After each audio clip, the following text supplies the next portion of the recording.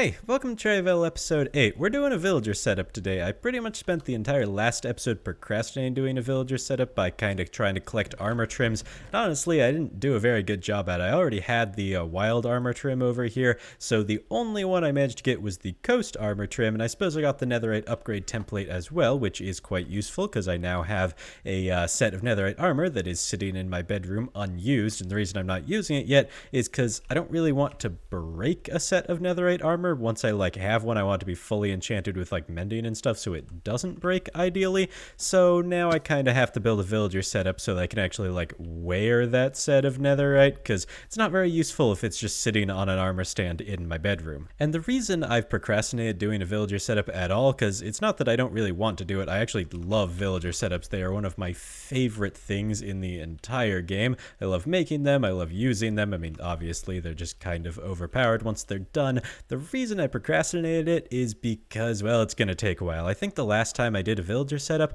it took about 7 episodes to complete the entire thing. And honestly, there aren't too many things about that last setup that I want to ditch for this one. There are 1 or 2 that will make it a little bit shorter, but this is going to be quite a project. So let's break it down into some more manageable sections. I've come up with 3 basic different things that I'm going to need with a villager breeder to actually get the villagers, and that's going to require a wheat farm and then a bakery to turn that into bread to feed to the villagers. We've got a zombification machine, which maybe needs a golden apple farm. I'm going to be zombifying 60 villagers, and several of them will have to be zombified multiple times to drop their prices down to 1 emerald. So I need a lot of golden apples for this, and in the past I made an automatic golden apple farm, and I don't really think I need to do that this time, but we'll see. I'll pretty much decide on that later, because obviously I'm going to do the breeder first. And then the last thing is, of course, a trading hall. Trading hall can definitely fit into 1 episode. I made this super extravagant, several different buildings with a distribution system so you could choose which building the villager went to last time. I'm not doing that again. That was kind of painful, and a normal trading hall will do just fine. So hopefully this is going to be 3 episodes. That's my plan. If I end up doing a golden apple farm, it'll probably be 4, but hopefully 3 episodes. First a villager breeder, then a zombification machine, and then a trading hall. So let's get started on the first one. Specifically the wheat farm for the first one, because the other 2 things are actually dependent on the wheat farm. The bakery obviously needs wheat to make bread, and the villager breeder needs that bread to breed villagers. So we're going to start at the bottom of that kind of food chain with the wheat farm, because I also already know where it's going to go, which is actually right here in front of my base. And my reasoning for that is this valley, it doesn't have a ton of flat land. I mean, it does have a decent bit, but since they're hobbits, I figure a lot of the buildings will probably end up being hobbit holes in the side here. So the flat land can be used for crops, because the hobbits need to eat something. So I'm going to have a crop field right in this little flat area between my base and the lake, and it's just going to be filled with wheat. And for now, I'm just going to focus on the wheat part of this wheat farm and not the farm part of this wheat farm, as in I'm just going to make a nice pretty looking wheat field out here, and I'll worry about automating it later, because with the crate mod, I'm pretty sure I'll be able to figure it out, because there's a billion different ways to make a wheat farm in this mod. So let's go ahead, jump into a time lapse, and get a pretty little wheat field done.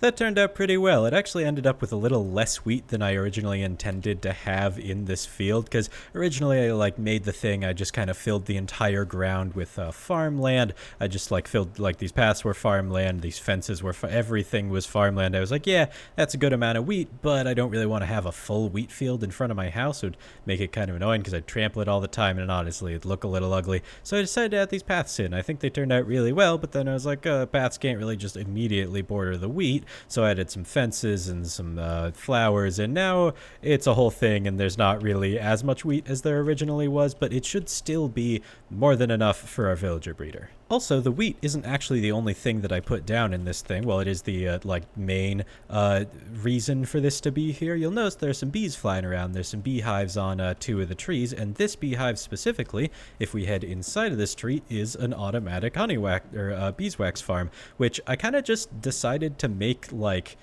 kind of in the spur of the moment, I guess, but I do actually use a pretty small amount of beeswax for like candles, so I don't really need a full farm for it. But I was like, hey, I could make like one single beehive worth, and it works pretty well. So I've been kind of breeding the bees that are flying around here, and also pollinated bees flying over crops makes them grow faster, so there's also that little benefit to it. But currently it doesn't really matter if the crops grow, because this entire thing is just aesthetic and has no functional purpose. So let's fix that. And the way we're going to do that is actually a little problematic. I had an idea originally, which was have a minecart that's like below the surface here with some harvesters attached to it, and it would be completely invisible. And then occasionally it pops up above the surface, runs across the entire field here, and then goes back under. And by above the surface, I don't mean actually have like a minecart track here. The harvesters would stick above the surface, but the minecart itself would still be beneath the ground. But there's a little bit of an issue with that, which is these flowers. Harvesters don't only harvest wheat, they also harvest all of the flowers. So within one harvest, literally all the flowers would be gone. And that's kind of an issue. Like, it's not that bad. I could make the build kind of work without the flowers, but I like the flowers. I don't want to get rid of them. So I have to come up with a different solution. So I'm going to go ahead and pop into a creative world to try and figure that out. Okay, this was original idea. I think I explained it pretty badly a second ago, so I'm just like, I've built it here, and this is pretty much how it worked. Most of the time, the minecart with the harvesters is under the ground like this, but occasionally you click this thing to harvest it. I probably should have put more powered rails, but you kind of get the gist, right? It like makes it up there and harvests all the wheat, and it also replants it, and we could have this also automatically collected, not dump it on the ground.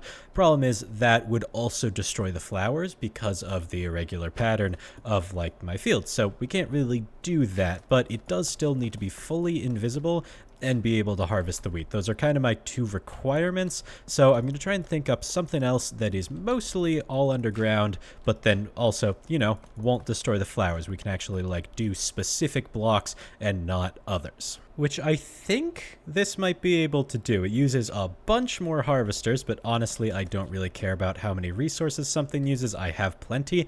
The idea is there's a bunch of harvesters on like a minecart that's sitting on a piston. This amount of harvesters would just be whatever shape the whole crop field is. And then these harvesters, we push them up with the piston, or we push the minecart up. The harvesters go above the ground, and then that's how the whole thing works. So that's the theory.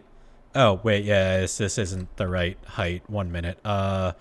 How do I fix this? Okay, I think this should work. I pushed it up and then like put a retracted piston underneath it, so the harvester's like sitting in the blocks now, which is going to be a little janky to get that to work in the survival world, but if it does harvest the wheat, I'm completely fine with that.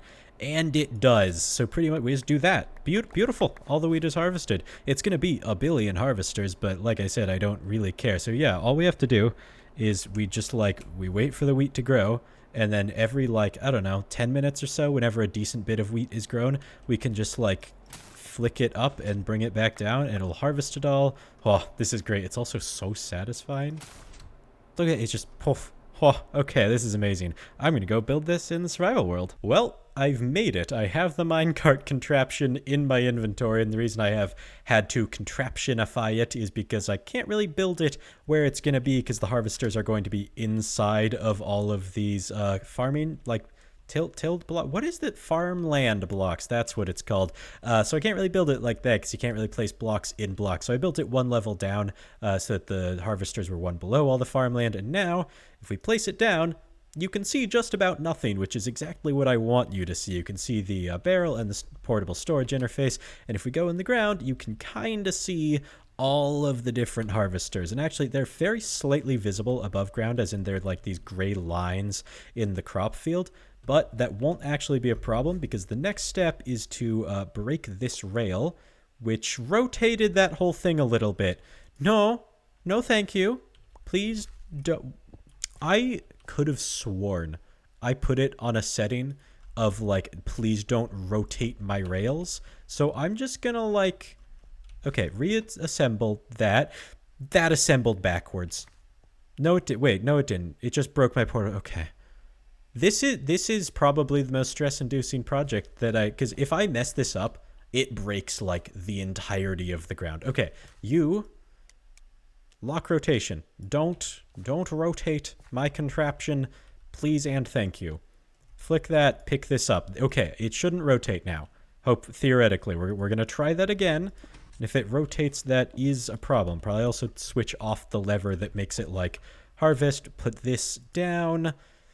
And we're good, maybe. If I break this... Okay, the minecart rotated, the contraption didn't. Now it's mildly visible on the bottom here, but it is completely invisible on the top, which is perfect. Okay, I'm going to put down the other portable storage interface right there. Not that I really need to yet, because it doesn't have any items. And if we flick this lever, it should push the minecart up. All of the harvesters will go up and hit the wheat, and we should be good. Although, actually, I'm going to wire this up so I can press it from the surface because I want to see the cool angle and not just, like, flick a lever and hear some noises. Okay, there we go. If I flick this lever, it should activate the piston below, and they should all get Oh, yes. It's perfect. And then it just retracts. Okay, that one wasn't fully grounded. We're fine. And it, like, replants them all, too. I love mechanical harvesters. They're so fun. I really wish I had noticed that one wasn't fully grown and waited, because that... No, no, it never was a problem. Okay, but if we head down below and actually grab a chute first, we should be able to extract like a ton of wheat from this thing, and obviously this will all be done like automatically and stuff. It'll be nice and efficient and things, and it'll like go every 10 minutes maybe. I'm not really certain how often it should go because it really just needs to go when a decent bit are harvested, but we can have some output on this, and we will get stacks upon stacks of wheat. And also quite a lot of wheat seeds that I will be throwing in the trash. Those will be automatically trashed. But we got, yeah, 2.5 stacks of wheat. That is really good. Okay, so that's that done, but I do want to finish automating it, so I'm going to go ahead and have this empty into an item vault that can store all of our wheat, have it automatically trash the seeds, the whole shebang. I'll be back in a second.